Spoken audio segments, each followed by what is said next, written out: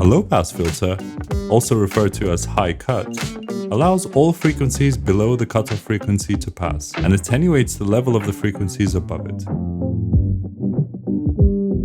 A high-pass filter, also referred to as low cut, does exactly the opposite. It allows all frequencies above the cutoff frequency to pass and attenuates the frequencies below it. A bandpass filter is like a low-pass and a high-pass filter combined together around the same cutoff frequency.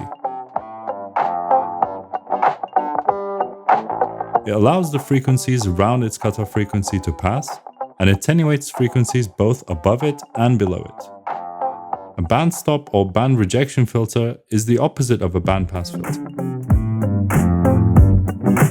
It attenuates the frequencies around its cutoff frequency and lets all other frequencies above it and below it pass. A very aggressive bandstop filter is also referred to as a notch filter.